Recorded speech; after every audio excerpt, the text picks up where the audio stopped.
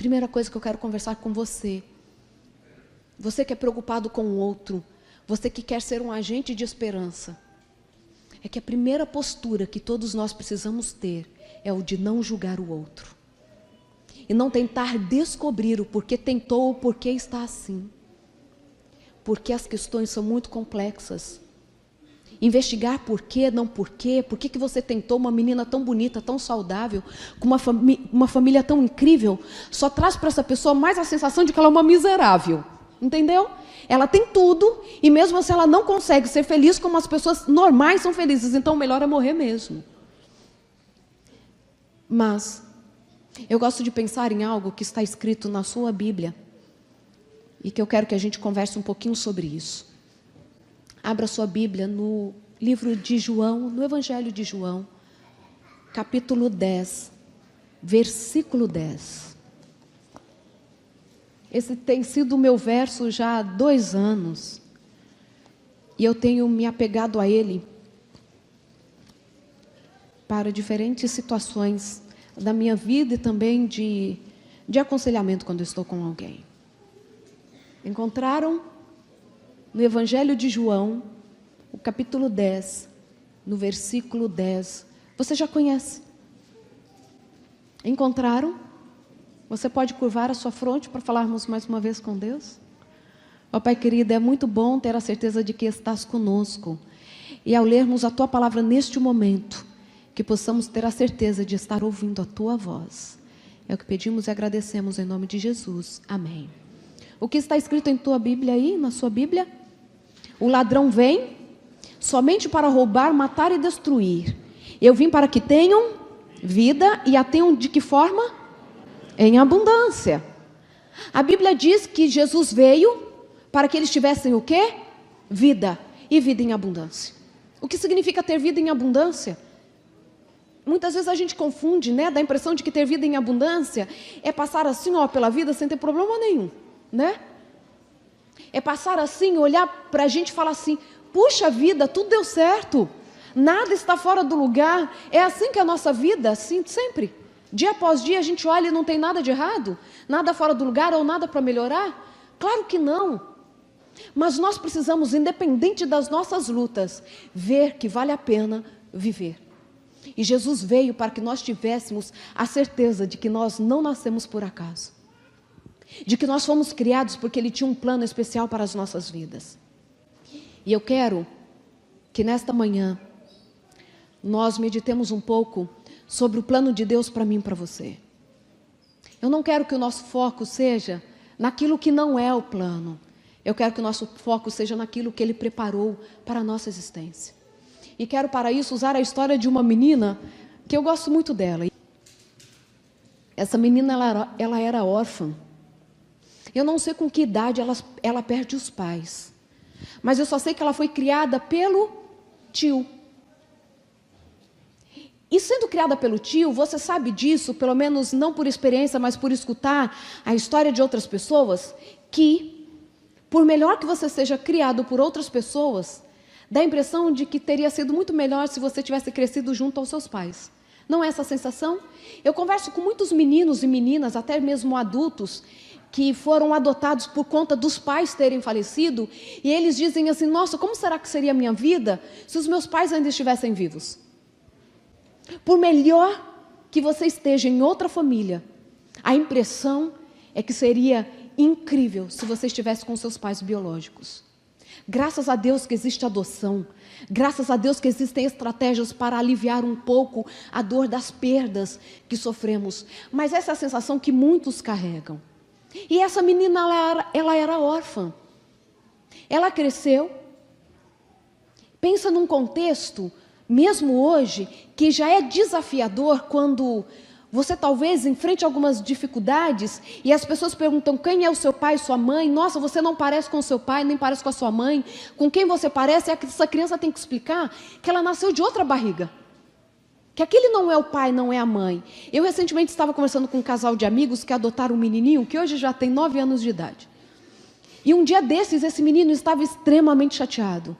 Porque o seu melhor amigo, no meio de uma discussão de meninos de 9 anos de idade, virou para ele e falou assim, sabe por que você é chato assim? porque você não é filho do tio e da tia. As crianças também são cruéis. Essa minha amiga me disse assim: o meu mundo desabou quando eu escutei o menino falando isso para o meu filho na sala de casa, só porque ele é adotivo. Essa menina cresceu, eu não sei qual o contexto, mas ela era órfã. E talvez para o olhar das pessoas, ela não seria tão bem preparada para o casamento, para enfrentar as dificuldades da vida. Talvez crescesse no meio onde o bullying fosse comum. Mas ela cresce. E no momento que ela surge na história, ela tem por volta de 17 anos de idade. E ela aparece no momento crucial, não só da história da vida dela, mas da história do mundo. E você já sabe de quem eu estou falando, né? Da rainha Esther. Eu sou encantada com essa história, porque o que a gente sempre espera, ou pelo menos o que a sociedade espera, é que alguém que talvez tenha passado por traumas ou mesmo dificuldades na infância, tenham ainda mais dificuldades para se adaptar a uma realidade, ou mesmo para se sobressair em uma sociedade. E Esther aparece por volta dos seus 17 anos de idade na nossa história. E ela aparece em meio a um concurso Rainha do Universo, que era mais ou menos isso, né? Vasti tinha acabado mais ou menos 3, 4 anos que Vasti havia perdido o trono, porque ela não aceitou apresentar-se diante do rei Xerxes, naquela grande festa que ele já estava oferecendo há 6 meses. Aquilo foi tomado então como um grande insulto para os homens do reino, e os sábios aconselharam o rei para que Vasti perdesse a sua coroa, porque senão as mulheres do reino poderiam se rebelar. Isso era algo que poderia de fato acontecer, porque o reino de Xerxes era marcado pelo valor à mulher. Sabiam disso? As mulheres tinham voz. É tanto que Vasti estava dando também um banquete para as mulheres. E aquele momento, então, todo mundo ficou com medo do lugar que as mulheres poderiam tomar em casa. Os sábios então falaram assim: olha, rei, é melhor tirar a coroa de Vasti. Vasti então pede a coroa, só que passa 3, 4 anos, Xerxes ficou com saudade de Vasti. E aí os seus sábios, percebendo que ele ia ter uma recaída, correr atrás dela, ajoelhar no pé dela e pedir ela em casamento de novo, eles falam assim: vamos arranjar uma nova rainha. E então surge o concurso para a nova rainha. Todas as mulheres do reino, a gente não sabe como isso aconteceu, mas provavelmente foram convocadas, as mais belas, para se apresentarem. E no meio destas mulheres belas, aparece Esther. E aquela menina órfã, ela vai conquistando todo mundo. Quando ela chega lá, na casa das mulheres, aonde ela receberia o tratamento, abre lá em Esther. Desculpa, pessoal da tradução, eu disse que era só João, né?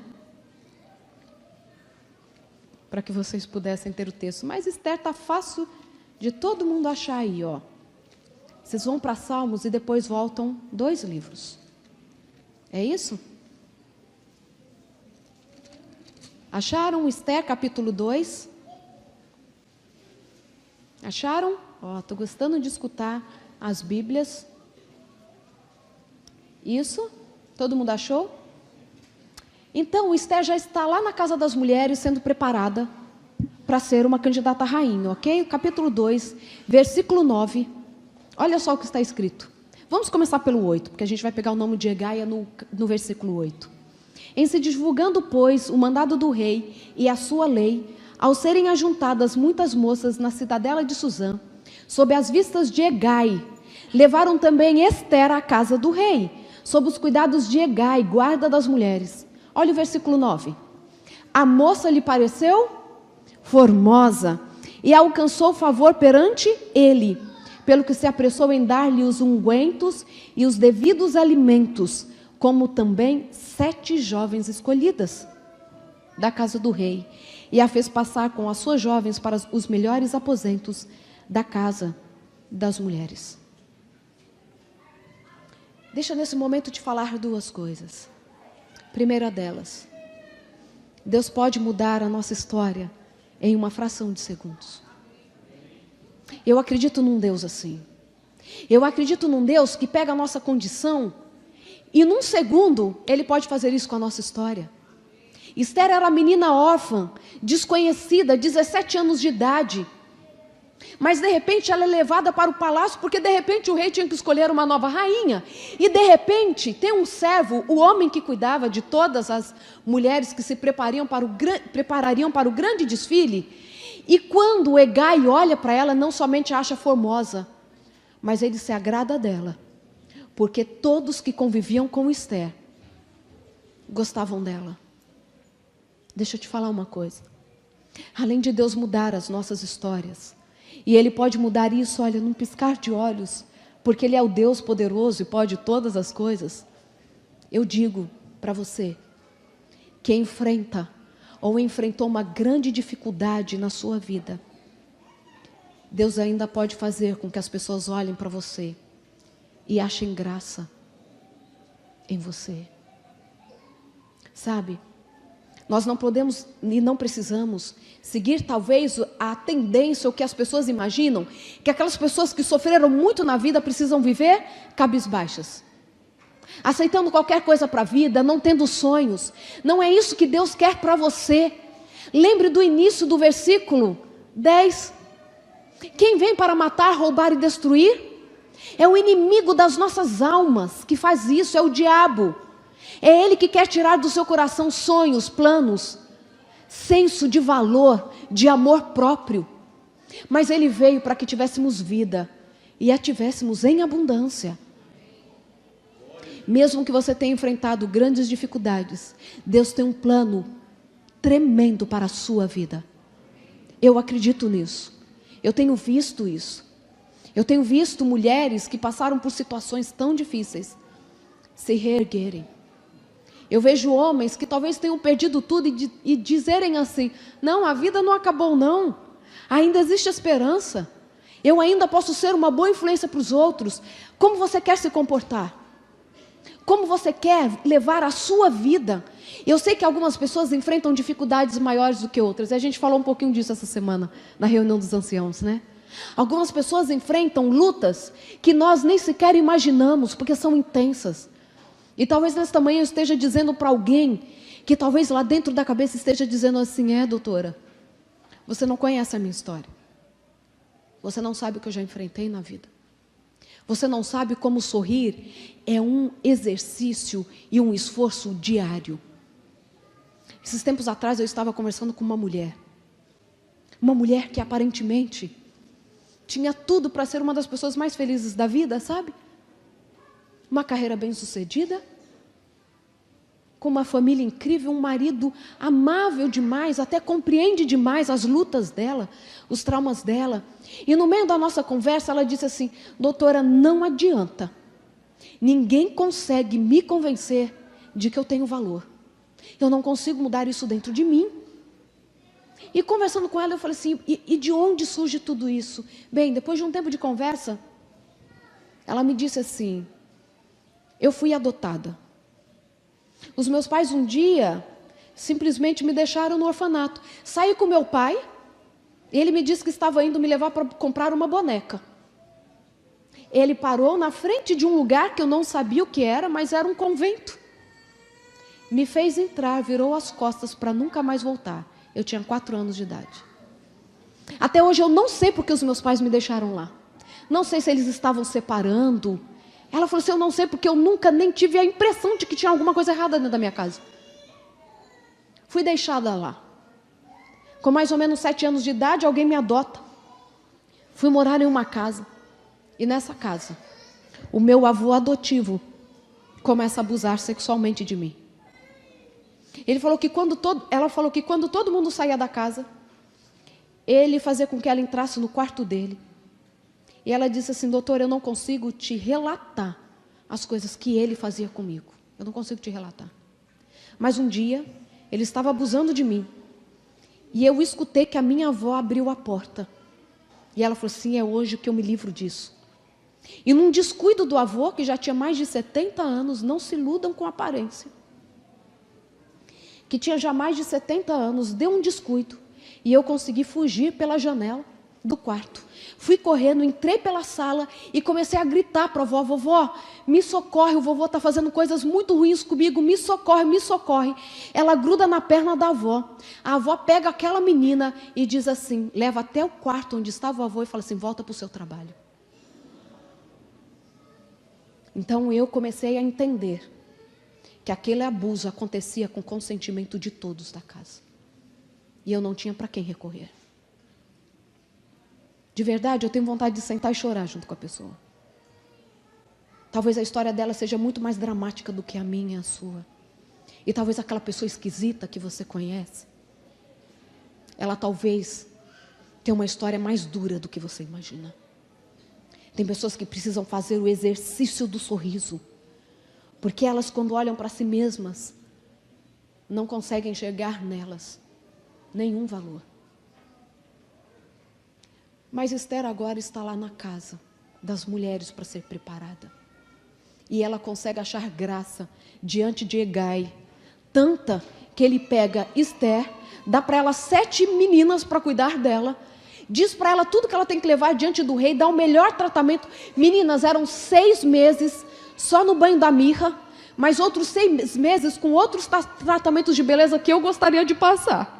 Fiquei com inveja de Esther. Gente, olha que coisa incrível.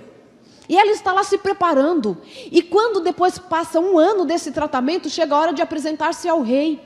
E é tão interessante que todas as vezes que Esther está diante de uma pessoa nova, a Bíblia diz que a pessoa se agradou dela. Quando ela se apresenta diante do rei, a Bíblia diz que o rei se agradou de Esther. Porque ela não era só mais um rostinho bonito. Como você não é somente mais um bom profissional. Como você não é só mais uma boa mãe que pode dar para outras mães talvez alguns conselhos. Você precisa agradar as pessoas no sentido delas olharem para você e falar assim: essa companhia é boa. Eu gosto de conversar com ela. Eu gosto de bater um papo com ele. Se eu tenho alguma dificuldade para chegar lá, olha que forma serena que ele conversa. Deus te convida nessa manhã para ser um agente de transformação. Um agente de esperança, um agente de alívio. Alguém, quando estiver na sua presença, pode só dizer assim: nossa, eu me senti bem estando aqui. Que paz que você me transmitiu. Independente da sua história, você pode ser esse canal. E agora então nós sabemos que Esther é reescolhida para rainha. E é tão interessante que no relato, a Bíblia diz que depois que o rei casa com Esther, o que ele faz com as províncias? Ele traz alívio para as províncias. Gente, o rei parou de brigar.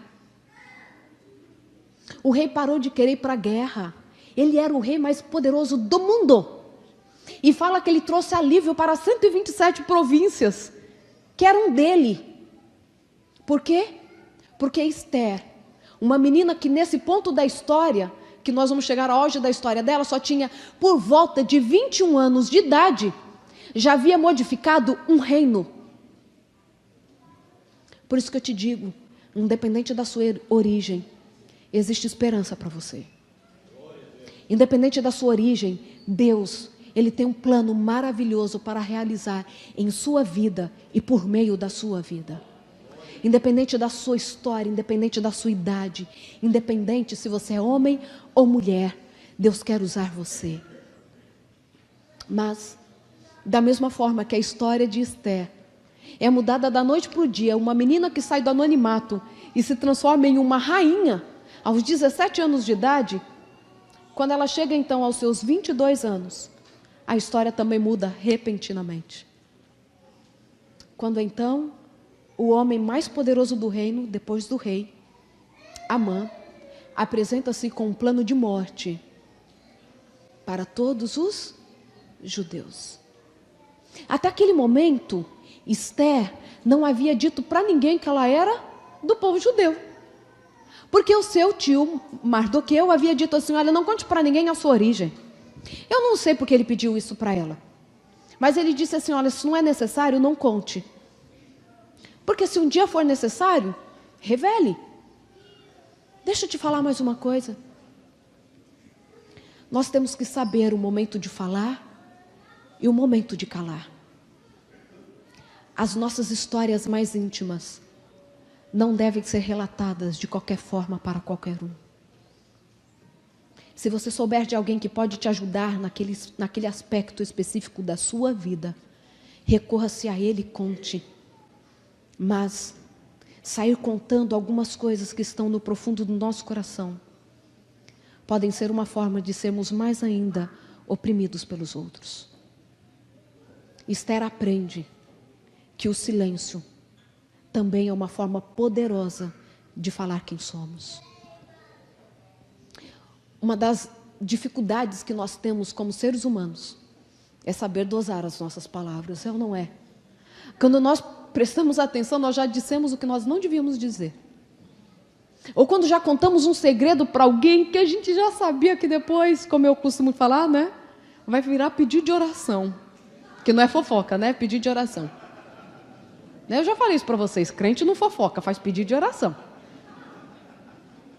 Então, se você não quer que isso aconteça, não conte. Peça para Deus o domínio sobre as suas palavras. Tanto para falar sobre você, quanto para falar sobre os outros. Se não for para abençoar, limite-se a guardar o que você ouviu. E aí nós estamos lá. Esther está no momento crucial, que agora ela pode morrer juntamente com o seu povo, porque ela ainda nem sabia do plano de morte. O seu primo chama e diz assim: olha, Amã conseguiu um decreto real para que todos os judeus morram num dia específico. E talvez seja para este momento que você foi escolhida rainha.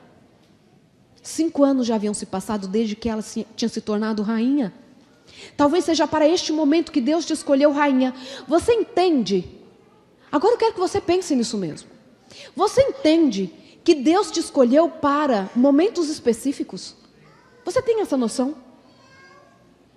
Deus te escolheu para uma profissão específica, para uma igreja específica, uma comunidade específica, porque vai chegar um momento que você vai precisar ser mais útil ainda. Você tem esse senso de missão? Esse senso de influência? Porque nós estamos o tempo todo influenciando as pessoas, mesmo quando a gente não sabe, né?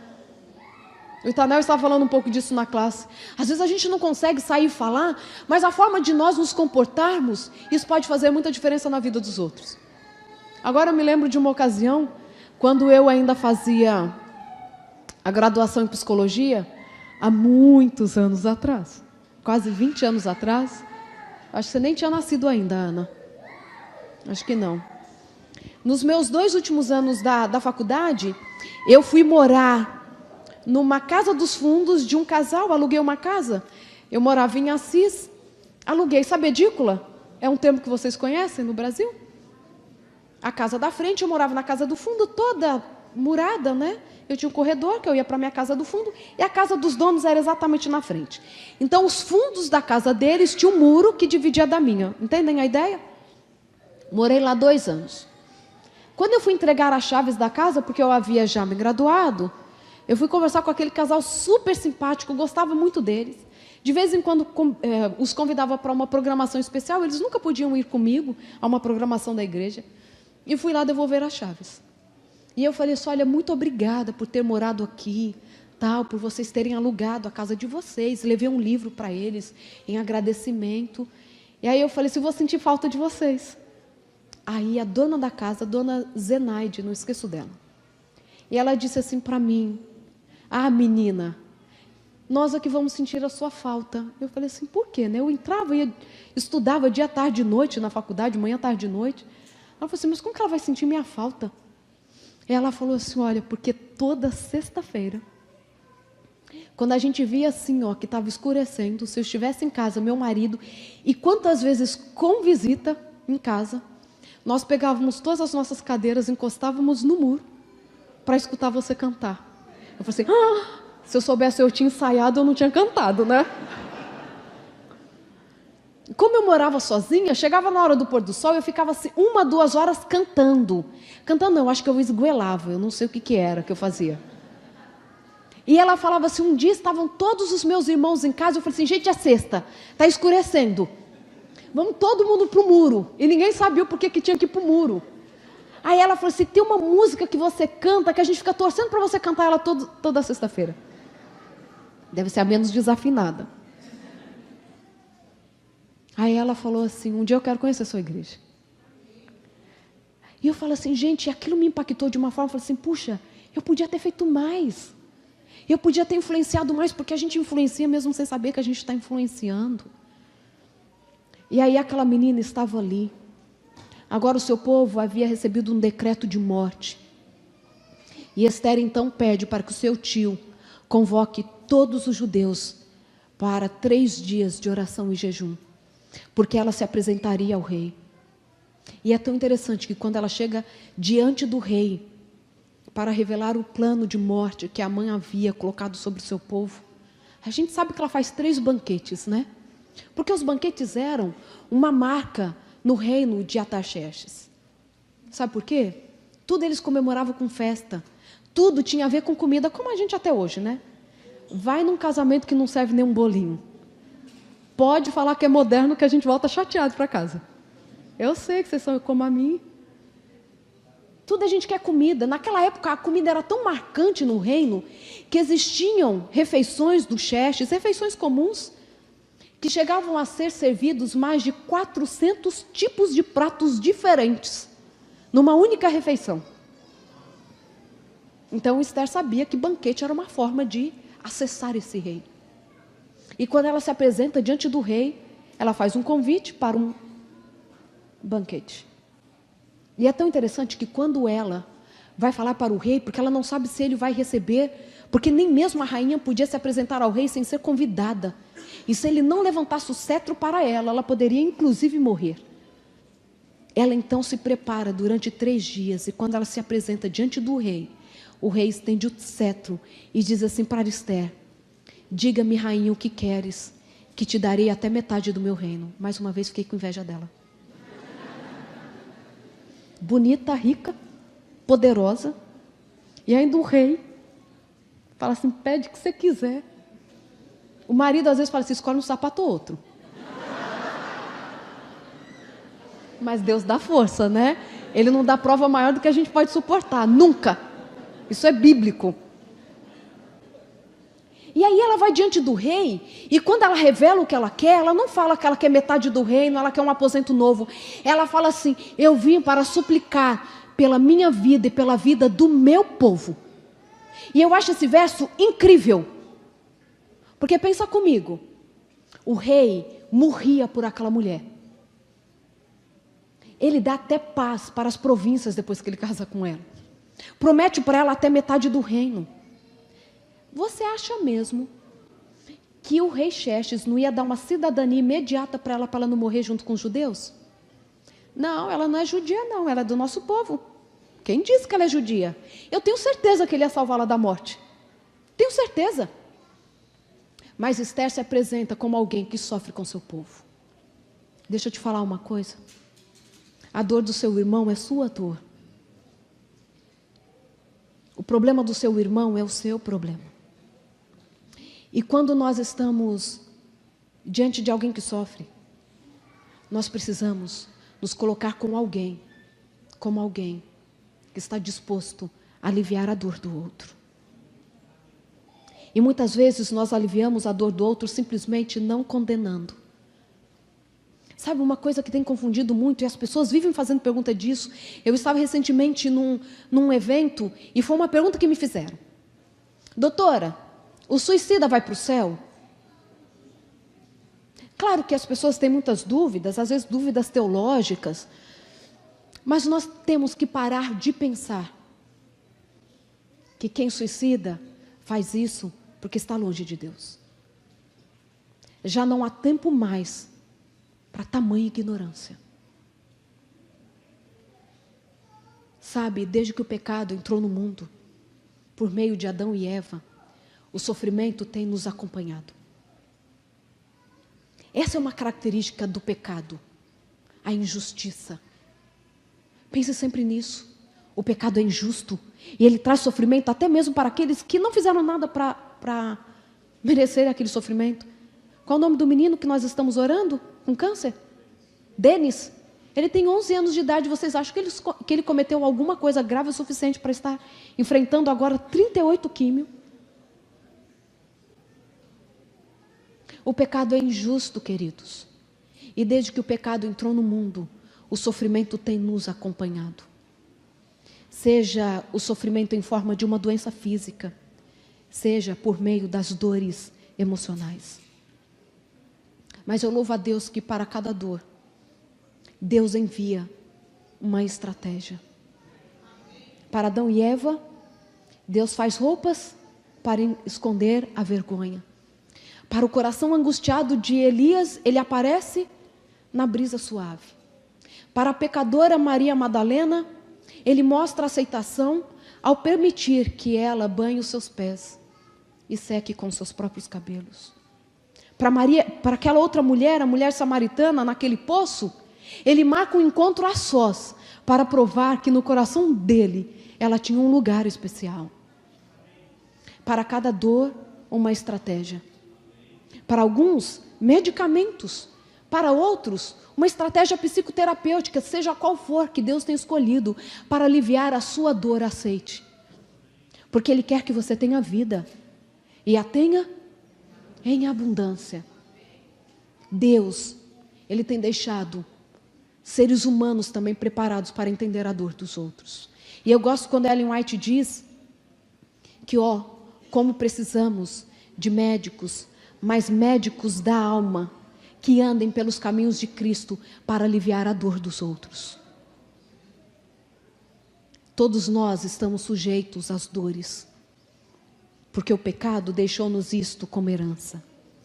Mas Deus quer aliviar as nossas dores e, sobretudo, usar a cada um de nós como agentes de transformação e de esperança.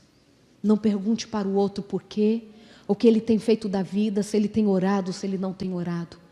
O que nós precisamos apresentar para o outro é que ele é amado, que existe esperança, e se precisar, você está ali só para ouvir.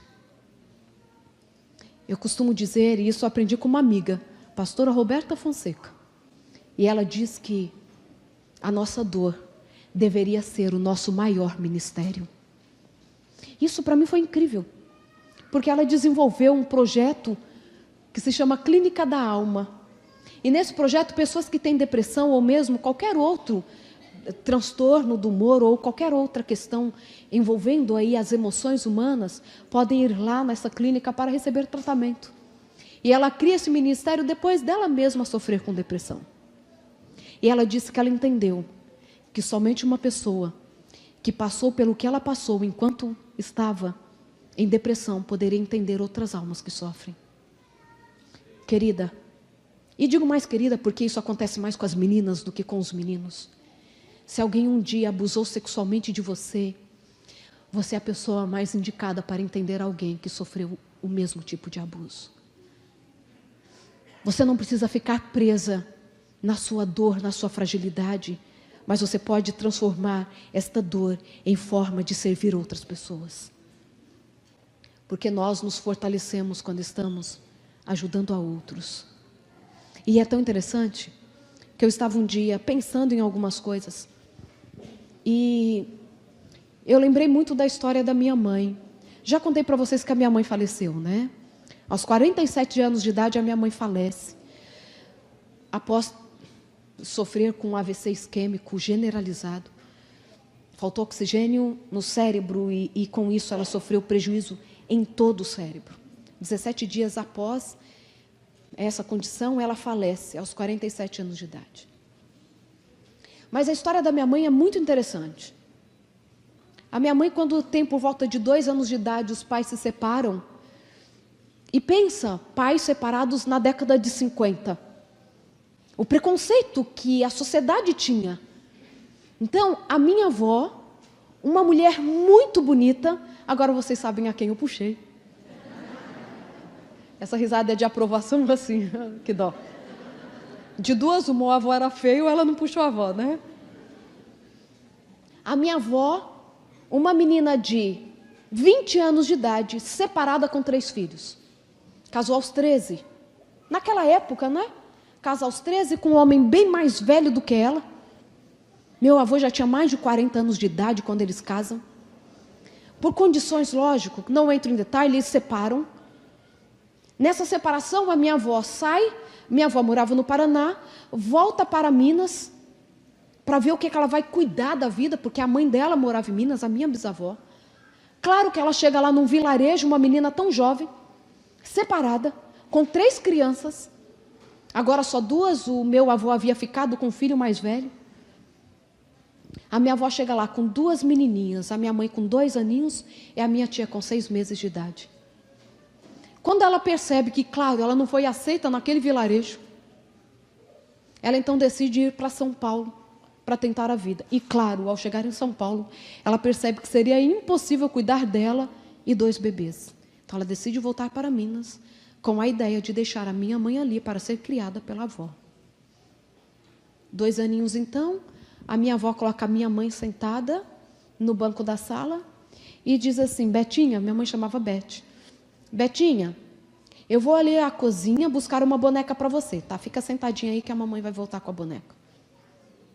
Claro que ela saiu pela porta da cozinha, pelos fundos, para nunca mais voltar. A minha mãe fica sentada ali, esperando a mãe voltar. Quando percebe que essa mãe não volta, ela vai para a cozinha, não acha a mãe. E a minha tia, que viu toda essa história, irmã da minha avó, minha tia-avó, diz que a minha mãe ficou dando voltas, saindo pela porta dos fundos, entrando pela sala, procurando essa mãe. E quando ela percebe que essa mãe não volta, a minha mãe, as poucas palavras que já sabia dizer, para de falar. E volta a falar somente aos 7 anos de idade. Tamanho foi o trauma. É tanto que o apelido da minha mãe no vilarejo era Mudinha, porque ela não falava. Aos 7 anos de idade ela volta a falar. E cresceu achando que ela não tinha valor. E na cabeça da minha mãe era uma confusão, porque ela acreditava em Deus. A minha avó, minha bisavó, uma mulher extremamente devota a Nossa Senhora. Ela sabia que Deus existia, que Deus era amor, ela tinha certeza disso, mas ela não conseguia entender como um Deus que ama tanto havia abandonado uma criança de 2 anos de idade, havia tirado a mãe dela. Ela não conseguia entender isso. E a mamãe dizia que ela aprendeu que ela não podia tirar a própria vida, porque isso era pecado. Então a minha mãe um dia contou para mim que ela vivia pedindo para Deus: por favor, tira a minha vida. Por favor, tira a minha vida. Tira a minha vida. E ela não conseguia entender como Deus a havia abandonado, sendo que Ele era um Deus de amor. Minha mãe cresce com essa sensação. Não encontra o pai, não encontra a mãe. Vai encontrar a minha avó. A minha mãe já estava grávida da minha irmã caçula. Já estava no 4º filho. No 4º? A Rosângela é a 4ª, né? Porque é tanto em casa. Não, ela é a 5ª. E o David é o 6º. Aos 25 anos de idade, minha mãe já tinha 6 filhos. E aí, quando a minha mãe está grávida de mim, angustiada, porque eu não conhecia o pai, não conhecia a mãe, confusa com essa ideia do cuidado de Deus e ao mesmo tempo abandonou. Ela está bem cedinho lá em São Paulo.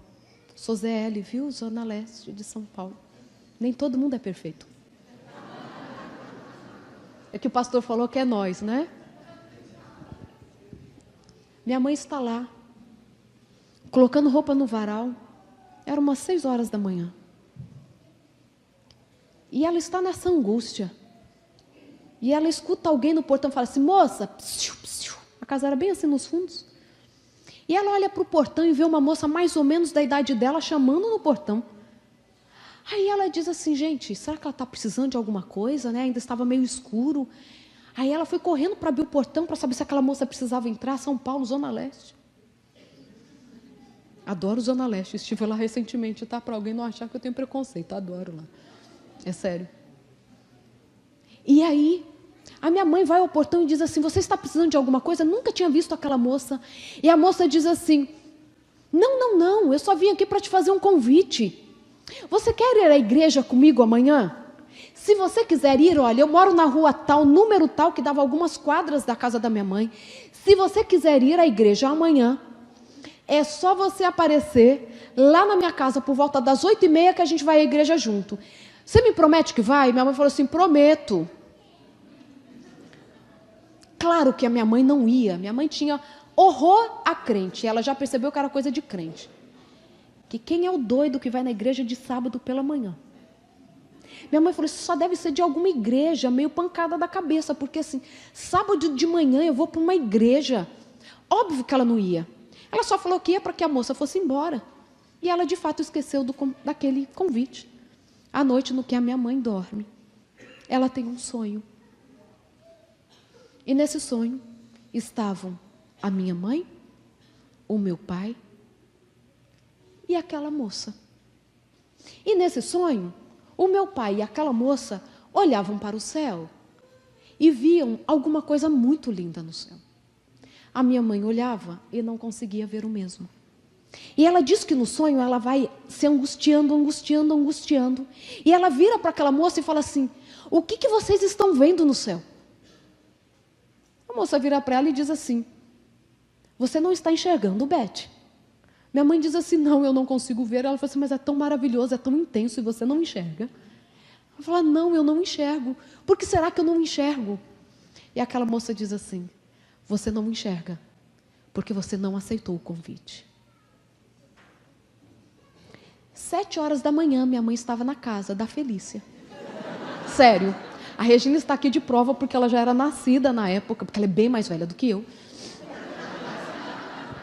Gente, isso é uma forma de elogiar, porque quem olha imagina que eu sou a mais velha, entendeu? Então eu tenho que marcar para ninguém achar que eu sou a mais velha da família.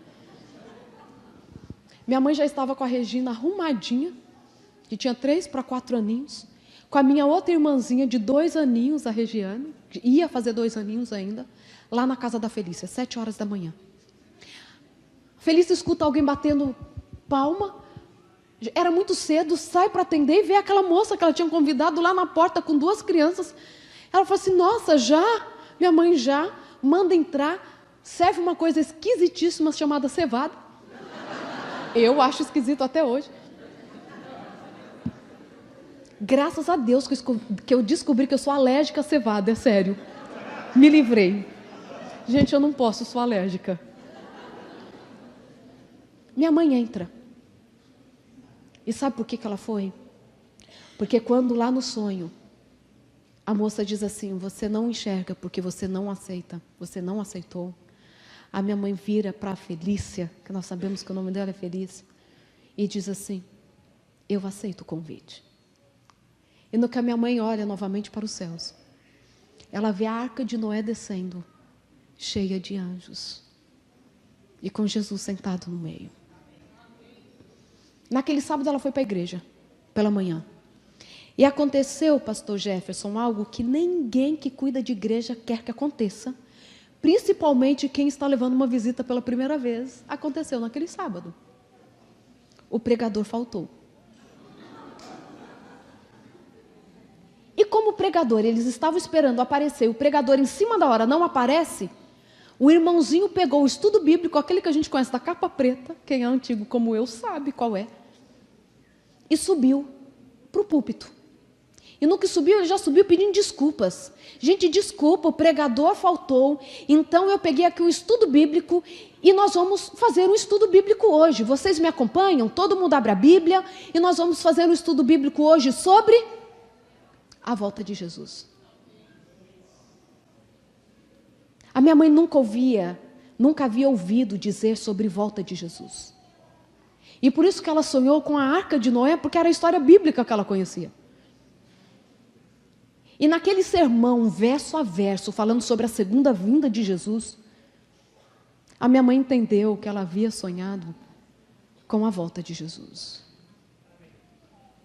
E o mais impressionante dessa história é que naquela sexta-feira, pela madrugada, aquela moça chamada Felícia, que era mais ou menos da idade da minha mãe, havia feito uma oração, um pedido a Deus.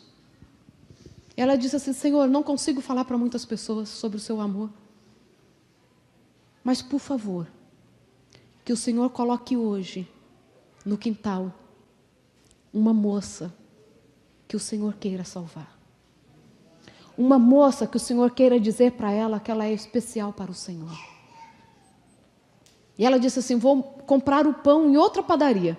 Não vou comprar nessa pertinho de casa, vou na outra. porque o Senhor há de colocar alguém no quintal. E Deus colocou a minha mãe para responder à oração ou à indagação de uma menina que já há 18 anos perguntava para Deus se ela era amada. E Deus, de forma especial, diz assim: eu te amo de forma incondicional. Sabe? A Felícia faz a minha mãe entender que a minha mãe é especial. E a minha mãe muda a casa dela. E a casa da minha mãe tem a missão de mudar a casa de outras pessoas. Sabe por quê? Porque quando alguém está sem esperança, pensando em suicídio, porque quem comete o suicídio não quer morrer, quer se livrar da dor. E se a única forma de se livrar da dor for morrendo, vai usar desta estratégia para se livrar. Se você encontrar alguém que está sofrendo, saiba que a sua influência pode não simplesmente salvar aquela vida, mas salvar gerações. Pode impactar muitas outras vidas. E aí um dia eu estava perguntando para minha mãe, e é assim que eu comecei a contar a história dela para vocês. Eu disse assim: mãe, eu não consigo te entender direito em alguns aspectos. Como a senhora consegue ser essa mulher tão especial? Minha mãe era mãe de todo mundo, era a pessoa que lia a alma das pessoas, que é o cerne da necessidade do outro. E eu disse assim: a senhora cresceu com a sua avó, que era uma mulher incrível, que cuidou da minha mãe, junto com as tias que viviam ali perto, mas sempre com esse vazio, sabe, de faltar uma mãe. E eu falei assim: como que a senhora consegue ser essa mãe incrível que a senhora é? Como que a senhora consegue ter tanto amor para dar para as pessoas? E eu não me esqueço do que ela me disse. Ela disse assim: filha, eu sou a pessoa mais indicada do mundo para dar amor, porque eu sei o quanto o amor faz falta. Eu sou a pessoa mais indicada do mundo para ter a melhor família do mundo, porque eu sei o quanto uma família faz falta. E a minha mãe me ensinou que é possível viver em abundância, mesmo na falta. O que te faltar, você é a pessoa mais indicada para dar aquilo para alguém, porque você sabe o quanto faz falta. Nós estamos muito acostumados, e claro, e na maioria das vezes é assim mesmo, por conta do sofrimento, a entender porque somos assim, a entender o que o trauma fez conosco, o que a história que se desviou do percurso normal que ela deveria percorrer, fez conosco. Mas nesta manhã, eu te convido para experimentar o sobrenatural na sua vida. Porque Deus, Ele tem um ministério para a sua dor. Ele tem um ministério para a sua falta. Ele tem um ministério para o seu trauma. Porque você é a pessoa mais indicada a oferecer aquilo que te faltou. Porque você sabe o impacto que é viver com algo que você gostaria de ter e não teve. Deus te convida para viver em abundância. E sobretudo que essa abundância transborde para impactar outras vidas. Eu gosto de falar como Ellen White fala: pregue o tempo todo e, se necessário, fale. Que a nossa vida possa ser o exemplo do que Deus pode fazer por mim e por você, da transformação que Ele pode fazer em cada um de nós. Porque se a cada 40 segundos uma pessoa tira a vida no mundo, e na maioria das vezes é um jovem, e para cada pessoa que conseguiu concretizar o suicídio, outras 20 tentaram, nós temos uma missão muito importante. Nós temos que aprender a ler a alma das pessoas. E essa leitura não depende de técnicas ou de formações específicas, mas depende de um olhar que está disposto a ajudar aqueles que precisam. Muitas vezes não são com palavras, mas simplesmente escutando o outro, sem julgamento. O julgamento pertence a Deus. Quem suicida, quem tem depressão, são pessoas que estão enfrentando as mazelas da vida. E qualquer um de nós pode estar sujeito a estas mazelas. Mas saiba que Deus é contigo. Ele é contigo para te sustentar e para que você também seja suporte para outras pessoas. O desejo para mim e para você, nesta manhã, é que nós vivamos como Jesus quer que vivamos. Não andeis ansiosos pela vida. Mas quando Ele diz para não vivermos ansiosos pela vida, Ele não diz que devemos vencer a ansiedade e as outras mazelas sozinhos. Nós podemos e sempre podemos contar com Ele e com a ajuda de outras pessoas. Que Ele use a mim e a você, hoje e sempre, para que a boa obra que Ele começou em todos nós possa definitivamente ser concluída. E quando Ele voltar nas nuvens dos céus, possamos dizer: esse é o nosso Deus, a quem aguardávamos, para que em sua presença possamos nos regozijar e nos alegrar por toda a eternidade. Esse é o meu desejo e minha oração, hoje e sempre. Amém.